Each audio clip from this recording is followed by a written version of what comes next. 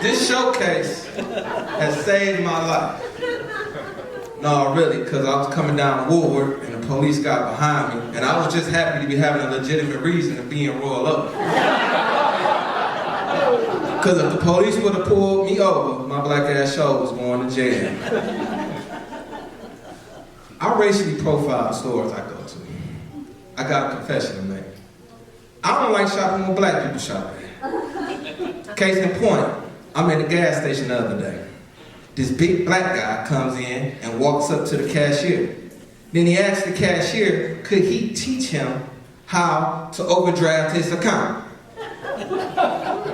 Like this some shit you're supposed to practice. Old black guy in front of me looked back like, did you hear what that nigga said? Old black lady crouched down behind me like, did you hear what that nigga said? I immediately looked behind my shoulder. Because I had to make sure one white person in here recording. Because if this shit get out and go viral, this is going to set black people back 400 years. I went to my house, went right in the grass and started picking cotton out the dandelions. My kids come out, they like, Dad, what you doing? I'm like, practicing. Hey fellas, y'all ever get in the bed with a girl and her bed air stank? You know what I'm talking about? When you get in there and you pull the sheets up like this, and the air that come out, it stank.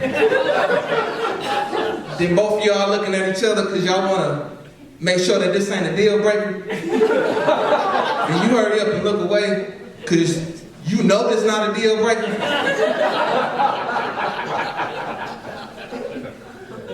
I grew up with an atheist mother and a Jehovah's Witness stepfather.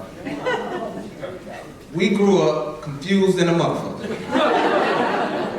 We didn't even know if we was praying over dinner half the goddamn time.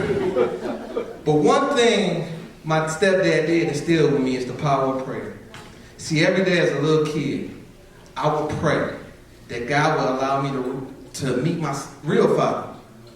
And one day he delivered. It was ironic because my mother took me to meet him at a church. And I remember when I got there, he was in this nice suit. And I run up to him.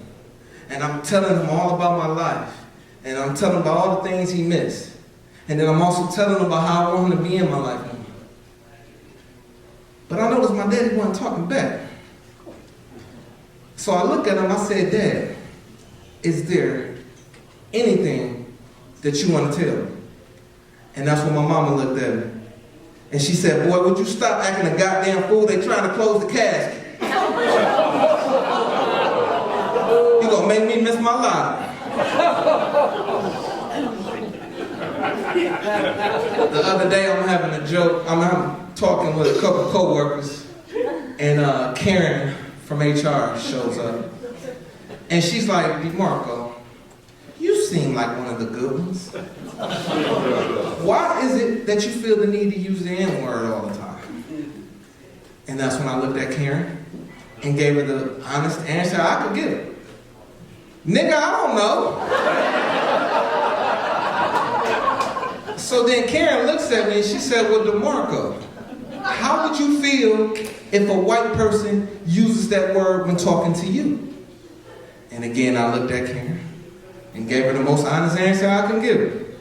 I said, Karen, it's 2024. There are more white people calling each other niggas than there are niggas calling each other niggas. What did Kyle say to the dog? Move, bitch!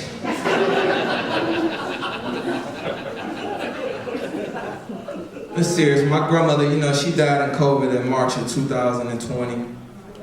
94 years old, that woman lived. And I remember it was crazy. It was like the last day that we were going to be able to see her alive. So they had all the family come out and see her, through the sheets. And as she was talking to, my kids, she was talking to my father and mother, and she was of sound mind. She was coherent. And then that's when it struck me. This is the last time that I'm going to be able to ask Grandma Phipps the one thing that I've been wanting to ask her all week. So I reached down and I looked at her and looked her in the eyes.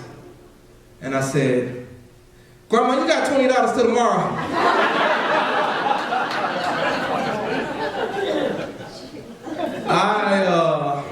recently took a vacation to an all-male, all-inclusive retreat. It was in Jackson, Michigan. I loved this retreat so much that I stayed there 2 years. Ironically, it wasn't the place that you get in touch with your inner male. More of the place that a male gets in touch with the inner you. Thank y'all, Royal Oak.